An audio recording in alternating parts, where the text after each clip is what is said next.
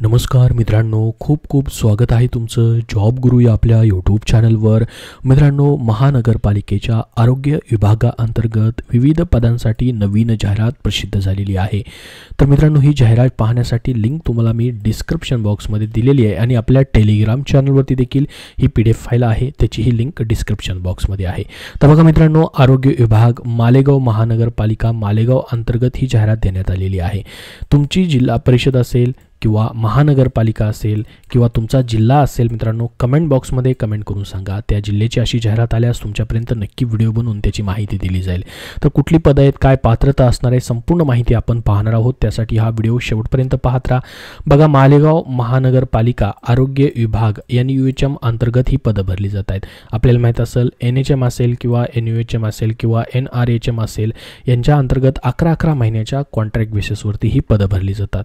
तर त्या पद्धतीची ही जाहिरात देण्यात आलेली आहे. तर बघा, रिक्त पदांची बिंदू नामावली या ठिकाणी दिलेली आहे. कुठली पदं आहेत अगोदर आपण बघूयात. ANM साठी जागा या ठिकाणी भरल्या जात आहेत. आता बघा, भरपूर सारे या ठिकाणी ANM साठी अप्लाय करण्यासाठी जाहिरातीची वाट पाहत असतात. त्यांच्यासाठी खूप चांगली संधी असणार आहे. 9 जागांसाठी ही जाहिरात आलेली आहे ANM साठी. कारण की GNM असेल, BSc नर्सिंग असेल, यासाठी सतत जागा निघत असतात, परंतु ANM साठी खूप कमी जागा निघतात. ज्यांचं ANM झालेलं आहे त्यांच्यापर्यंत नक्की ही माहिती शेअर करा, जेणेकरून त्यांना महत्त्वाची अपडेट भेटेल. 9 जागा ANM साठी असणार आहेत. SEBC साठी 1, EWS साठी 1 आणि ओपन साठी 7 जागा असणार आहेत. त्यानंतर बघा, पुढची पोस्ट असणार आहे मायक्रोबायोलॉजिस्ट, त्यासाठी 1 जागा आहे. आणि CQAC या ठिकाणी सिटी क्वालिटी कोऑर्डिनेटरची 1 जागा असणार आहे. त्यानंतर बघा, PHM म्हणजेच पब्लिक हेल्थ मॅनेजरची 1 जागा असणार आहे. तर अशा पद्धतीच्या ह्या जागा असतील. यासाठी बघा, ही जी पूर्ण जाहिरात आलेली मित्रांनो, याच्यामध्ये तुम्हाला फॉर्म देखील त्यांनी दिलेला आहे, त्याची लिंक डिस्क्रिप्शन बॉक्समध्ये आहे. तर यासाठी तुम्हाला 5 मार्च 2025 पर्यंत अप्लाय करायचं आहे. 25 फेब्रुवारीलाच ही जाहिरात आलेली आहे. 5 मार्चपर्यंत तुम्हाला ॲप्लिकेशन करायचे आहेत, लक्षात राहू द्या. याच्यामध्ये बघा, तुम्हाला पात्रता काय ठेवण्यात आलेली आहे. जसं की ANM ही पोस्ट आहे. ANM साठी तुम्हाला या ठिकाणी फिमेल कॅन्डिडेट फक्त अप्लाय करू शकतील. Course ANM course with registration of Maharashtra nursing council तुमचं झालेलं पाहिजे.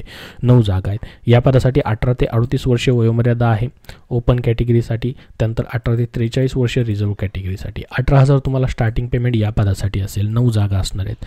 त्यानंतर पुढची जी पोस्ट आहे बघा, मायक्रोबायोलॉजिस्टसाठी 75,000 तुम्हाला स्टार्टिंग पेमेंट असणार आहे. MBBS झालेलं पाहिजे तुमचं आणि तुमचं रजिस्ट्रेशन झालेलं पाहिजे किंवा या ठिकाणी तुमचं MBBS from institute recognised by medical council of India आणि MD मायक्रोबायोलॉजिस्ट असणं गरजेचं आहे.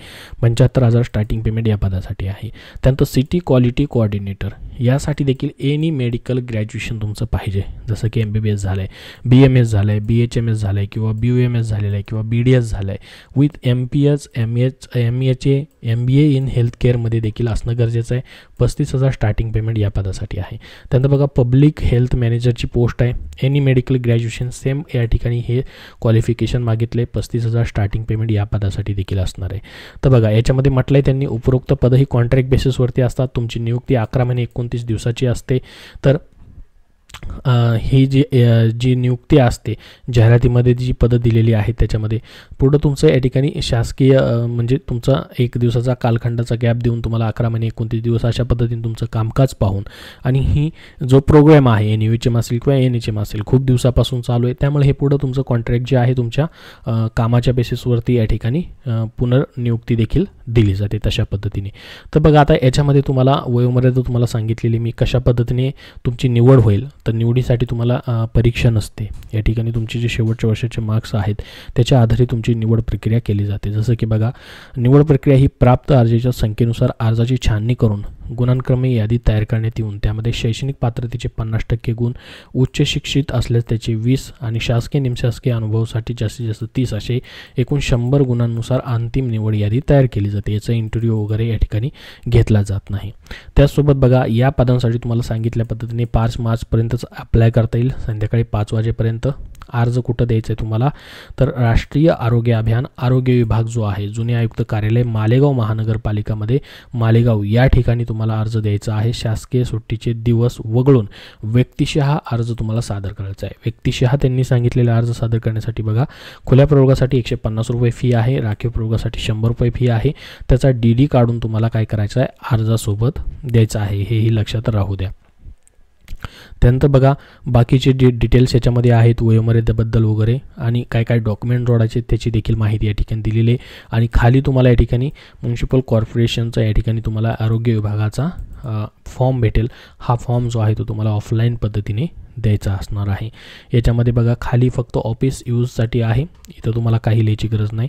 तर अशा पद्धतीची ही पूर्ण जाहिरात आहे. मालेगाव महानगरपालिकेच्या वेबसाईटवरतीही तुम्हाला पाहायला भेटेल, किंवा national health mission Maharashtra, state health society Maharashtra जी आहे यांची जी वेबसाईट आहे करिअर पेजवरती देखील तुम्हाला इथं पाहू शकता ही जाहिरात जी आहे ती पाहायला भेटेल, किंवा लिंक डायरेक्टली तुम्हाला डिस्क्रिप्शन बॉक्समध्ये देतो आहे, तिथून तुम्हाला पाहता येईल. याबद्दल अजून तुमचे काय प्रश्न असतील तर कमेंट बॉक्समध्ये नक्की विचारा. हा व्हिडिओ नक्की लाईक करा, शेअर करा व पुढील अपडेटसाठी आपल्या चॅनलला सबस्क्राईब करून ठेवा. धन्यवाद.